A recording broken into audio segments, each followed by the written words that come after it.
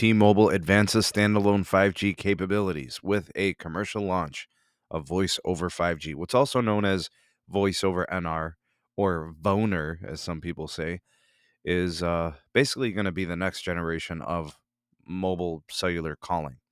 It's technically, I guess, the evolution going from, CDMA and GSM and then moving over to Voice over LTE and then now going over to Voice over 5G. The Uncarrier achieves this milestone with support from industry heavyweights Ericsson, Nokia, Samsung, and Qualcomm Technologies. Okay, let's see this announcement. This is actually from the TMobile.com news press releases that they do online on their website. T-Mobile with a breakthrough lighting up commercial voice over NR service in limited areas of Portland, Oregon, and Salt Lake City. The Uncarrier plans to expand VoNR to many more areas this year. So this isolates it to a couple of places. I don't know how many more places are coming in the near term. Obviously, eventually, this service will go national. I don't really see a time when that's going to happen, but let's read on. Standalone 5G, for those of you that are aware, is how voice over NR happens. Voice over LTE, over the LT network core, even the NSA 5G, which we typically have today, that stuff is all over LTE too. So this is going to be kind of the first true 5G calling.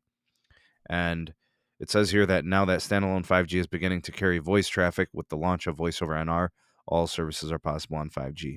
All right, who it's for? It says here the Samsung Galaxy S21 5G smartphones can take advantage of it today in select areas.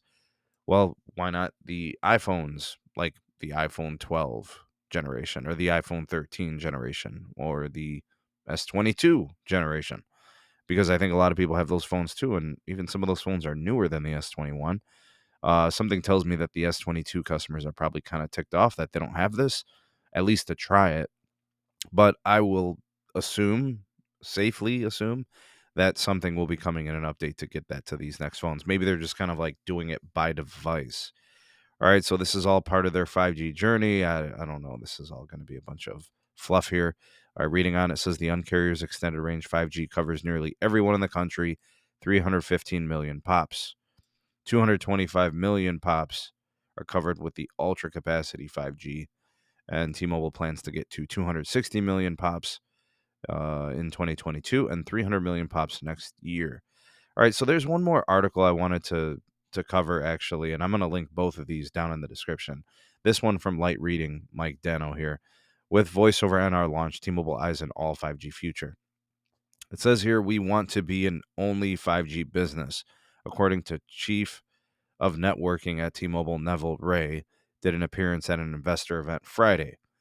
They took a big step forward today by shutting down Sprint's aging 3G CDMA network. Say goodbye to Sprint's 3G CDMA. There's eh, there's not much spectrum there anyways, so this isn't going to make a big difference for many people unless there is still someone on a 3G only phone who is now in trouble. They likely have not responded to notifications, emails, and letters about getting an updated phone. T-Mobile gives away phones to customers to get them upgraded, so that is probably on them. I'm not blaming T-Mobile for this. Now they can really start to focus in on 5G, and they can get all their spectrum on the LTE or 5G side. They've got more shutdown to do besides Sprint's 3G CDMA. They got to do the T-Mobile old legacy tech shutdowns as well. I think there's a little bit of 2G, some 3G there. I mean, there's a bunch of stuff like little old legacy segments that are going to get shut down here in the next several months. So be on the lookout for more videos on that. But in order to do that, guys, to shut all that down, they have to get this thing national. Like your entire nationwide network footprint needs to be VoLTE or voice over NR. So their 5G vision, their 5G envelope, as they call it, pushing the 5G envelope, they've got to get all that done before they start, shutting down everything. So, but this does mean that things are getting pretty close as they start to shut down these network elements. So over the next several months, be on the lookout for more markets and more regions getting voice over NR, operating the standalone 5G network core and getting all the assets moved along. You know, Look, I got a couple of concerns about this. Uh, Based on early testing from some people reporting, here on the channel, those in the community, supporters, viewers, those testing, they tell me that the voice over NR, the standalone voice over NR, is not that good. People are saying that they're dropping calls. Don't be in a rush to get on this. I think currently it's kind of sort of beta. I think that's a compliment, actually, to say it's a beta. It hasn't been very reliable. I also have concerns that all the sites across the country don't have 5G upgrades yet. There are still some sites that are 4G and LTE only. And those sites, I don't know how that's going to hand off. They're going to be going between voice over LTE and voice over 5G. Who knows? Treat the next several months like a complete beta testing. I know T-Mobile likes to be on the cutting edge and they like to be the first to do stuff, and all that's respectable and commendable. But if it's not better, if the voice over NR is not better than the voice over LTE, then they might as well just hold on for a grand scale launch until it is. Continue to improve it, hone it, make it better. I mean, their voice over LTE, in my opinion, is probably industry worst. I don't like the sound quality of T-Mobile's voice over LTE codec. I've also had trouble with dropped calls from site to site, which is, I don't think it's a voice over LTE problem. I think it's more of a network grid problem.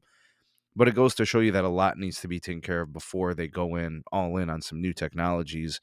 But it's good to see that they are pushing the envelope. I can respect that.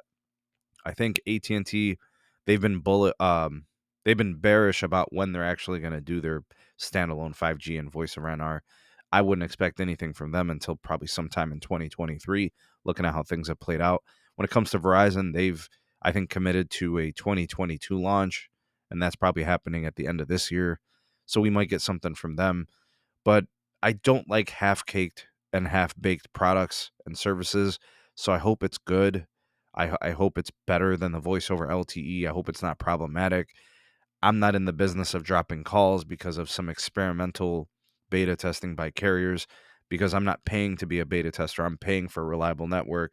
So here's to hoping that it's going to be better, it's going to improve, and it's going to be good. And, T-Mobile can hang their hat on a much better calling experience on 5G compared to their 4G over the last like decade or so. Anybody out there tested the launch of any of these network elements? Anybody testing the voice over NR? Maybe you've been on the standalone 5G, you've got a phone that works with it, the S21 line. Comment down below. Tell me what you've thought of it. Tell me about the voice quality. Tell me about the reliability. Is it holding the calls? Is it dropping? If anybody has seen, Tower Crews busy taking down old 3G CDMA legacy gear from the Sprint days, go ahead and comment down below. You are the voice of the people, the SMT Nation. Let your voice be heard. Please do like, share, and subscribe, and turn on that turn on that bell notification icon so you never miss an upload. Links in the description for my Twitter, and my Gmail address is there for all business inquiries, and also my Patreon page to support us and get early access to content and exclusives not found anywhere else. Thank you for watching. See you all in the next video. Peace.